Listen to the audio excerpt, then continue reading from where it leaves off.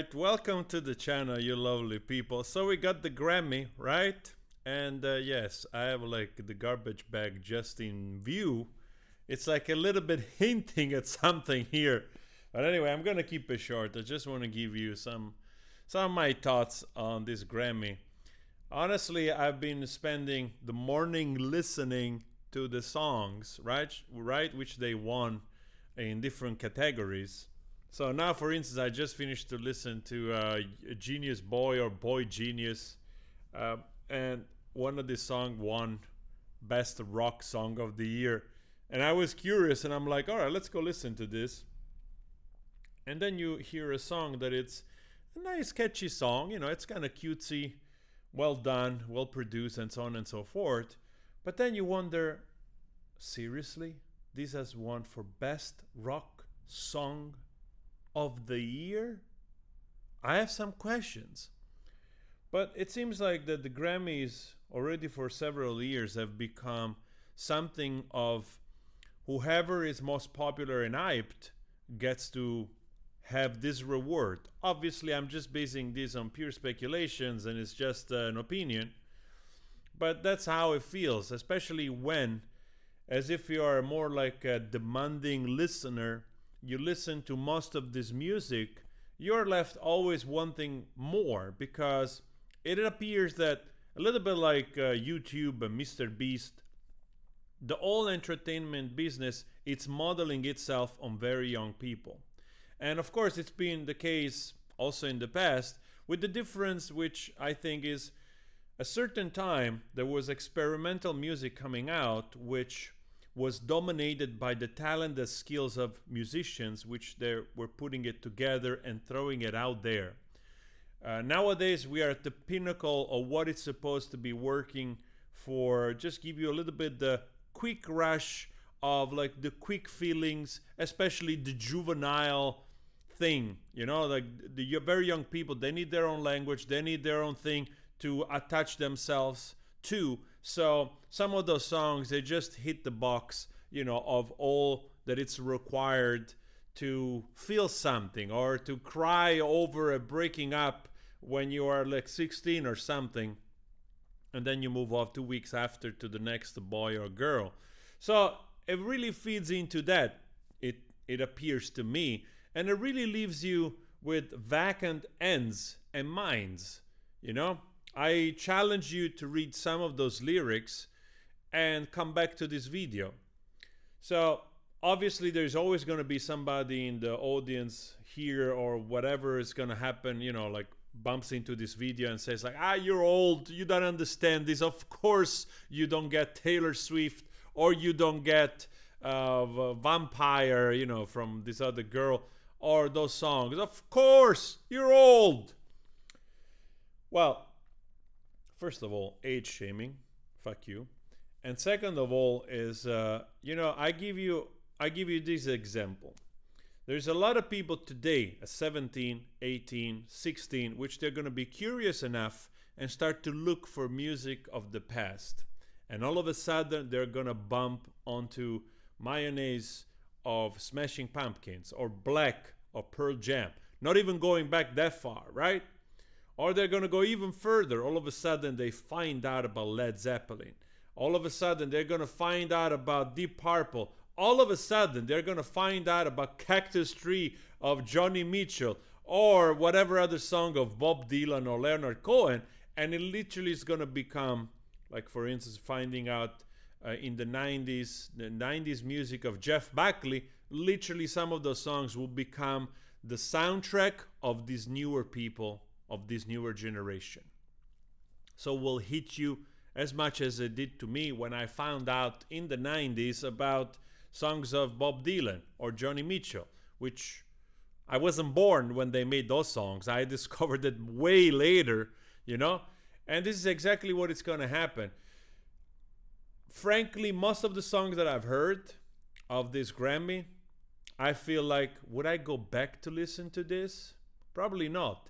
And I suppose it's just the hype, the young people getting to the moment of when this song is hyped and it's nice. Because I'm not saying that it's absolutely devoid of any value, this music, but it's pretty much very, very average, considering the level, considering the height, considering also the skills of some of those musicians, which obviously they're very, very good musicians.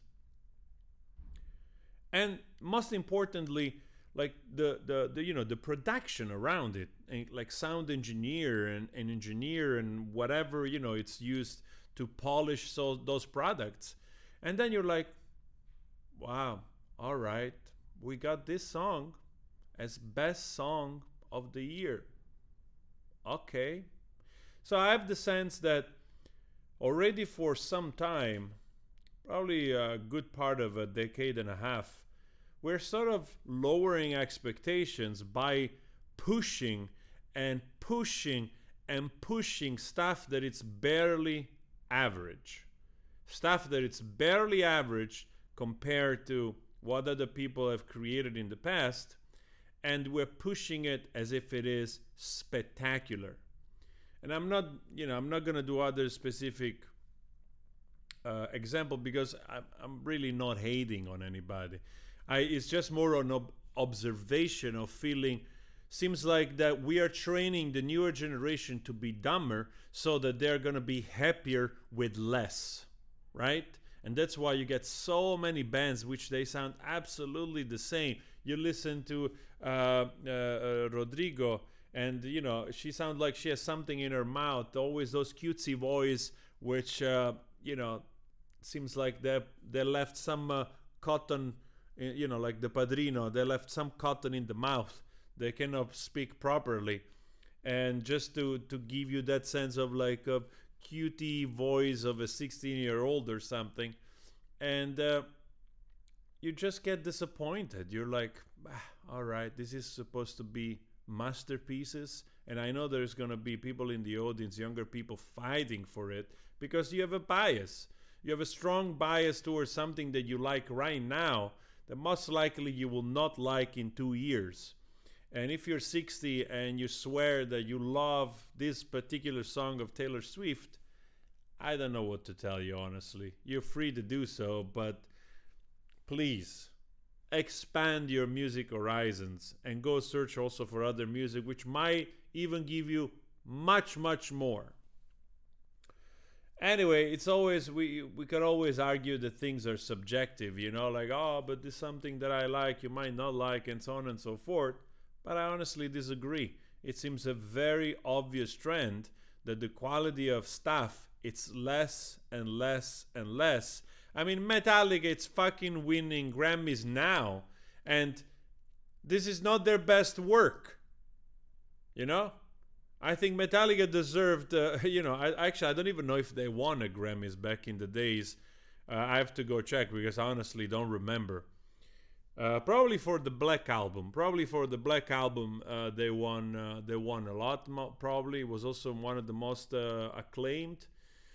But either way, it gets tiring to listen to this stuff, and then having to look at it with the let's say, like, without the curtain of bias over your eyes, and having to accept that everybody seemed to enjoy this as if it was like, wow, such a great achievement. I mean, literally, Taylor Swift is one of the artists that has won the most Grammys. I don't even remember one melody of a song right now. I actually have to go listen to something because I don't remember anything. Nothing that stands out. Nothing that stays with you. Nothing that seems to nourish you to a level that you would require a song that wins a Grammy to do. And it feels like I said, to conclude this video, the Oscars, they still reward mostly movies which they are not, let's say, it's not attached to whether or not they're financially successful. Because if you get like that kind of metric into the mix here, then movies like The Avengers should win like 50 Oscars every time. So luckily it's not the case, but with the Grammy seems like completely the opposite. The more popular the song, the better chances you actually to winning Grammys. And I don't know if they should go that way. Either way, the Grammy seems just now to have become more and more a machine to promote music, and they're promoting Taylor Swift this year, the last couple of years, like crazy. Like crazy. Maybe it has nothing to do with trying to get the younger audience to vote for somebody instead of somebody else. Maybe I'm just saying. Or maybe I should stop watching Alex Jones.